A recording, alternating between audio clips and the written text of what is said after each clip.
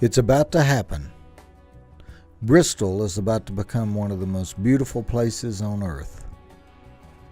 To live here and not get outside to enjoy springtime weather would be tragic. The problem is that we have sat around all winter and gotten out of shape. It's hard and sometimes it can be expensive to join a gym and devote an hour or two every day toward our physical well-being. So let's look at some things we can do to improve our strength and our appearance without changing our lives. Yeah, there's lots of things that people can do at home if they don't want to actually join a gym, whether it be time commitment or financial reasons. Things that you could do at home, the list is endless really. Little things that you could tweak would be taking stairs if you can instead of the elevator, parking farther away. That's all little things that you could do at home. You could do simple stretches. There's all sorts of exercises you can do at home, including push-ups. And some people may say, well, I can't do a push-up. Well, you can do wall push-ups. You can do push-ups in the doorway. Find a width of a door that's appropriate width for you, however long your arm span is, and do push-ups in the doorway, and it's really great. Getting a good stretch in the chest. You could even do it on a bar or table as long as it's sturdy surface. You can even do pull-ups truly off of a table, lying under a table and holding onto the table. You can even do pull-ups there. Again, just make sure your surface is sturdy. You don't have weights, you can use items around your home. A gallon of milk or water is about 8 pounds, so get a couple gallons, one in each hand, and there's so many exercises you could do at home. Even while you watch TV, you could sit there and work your legs, your abs. You could do calf raises, you name it, during commercials or even during your shows. It's wasted time. You could be multitasking and doing some exercises. Ann kept mentioning something that most people don't even think about when they want to shape up. And this is especially important if you're getting some years on you. Stretching, that is the number one overlooked thing in the fitness. You got your stretching, your cardiovascular activity, and your stretching. And it takes all three, and the stretching is most overlooked in anything. And it's something that should be done every day. And it has been found that the lack of stretching is what is giving seniors the inability to move around and do things. It's not necessarily disease or hurting this and that. And it is, they have found the lack of activity, moving, and particularly, stretching in particular, is going to make people become unable to move and do things on their own. And they've also found that stretching can help lower blood pressure. As you get high blood pressure, it creates tension all throughout your muscles, throughout your body, they have found. And simple stretching can even help lower blood pressure, something as simple as that. And then of course, coming in and working out or at home, whatever can also help lower blood pressure. Then you have to have your strength training, which is your weights. You have to have your cardiovascular health, which is, cardio, walking, treadmill, whatever you decide to do.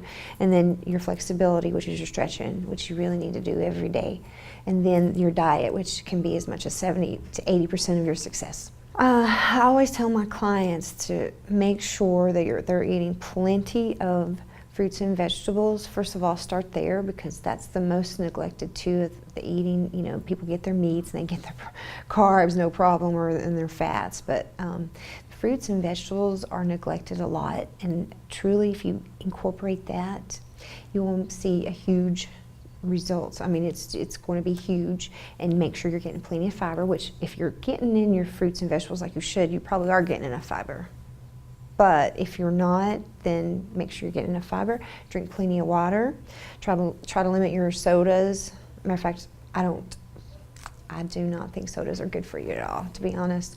In my opinion, if you want caffeinated drinks, tea is going to be your healthiest option, and water and milk.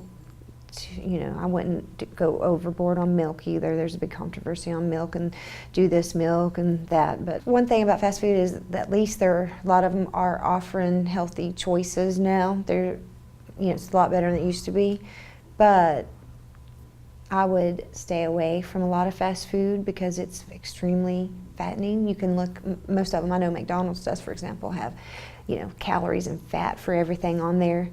And even just like a coffee, if you get a large latte, it's like 500 calories almost or something like that. It's ridiculous. Well, it depends if you get the,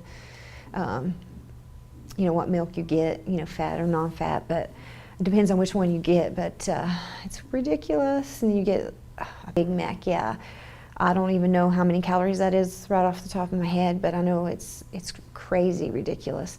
And the human body, unless you're expending a lot of calories out there throughout the day, and you don't need that many calories, you can only process so much at once, and the rest is stored as fat.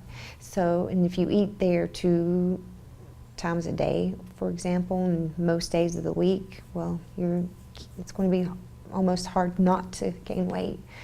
So yes, the diet is so, so important. I once saw a show, I think it was maybe in Dr. Oz, but they had fat on the table of what 10 pounds really looks like of fat.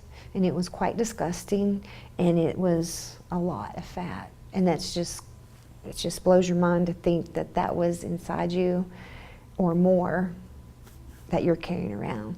Like a 15-pound bowling ball. If you had 30 pounds to lose, you're carrying around 2 of those. Well, no wonder your joints start hurting, your low back, your knees, your ankles start hurting. Yeah, absolutely. But it's never too late.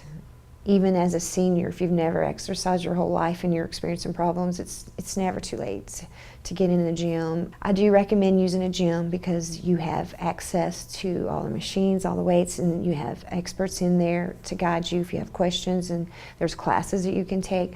But if that is not an option, then there's things you can do outdoors, things you can do in your home.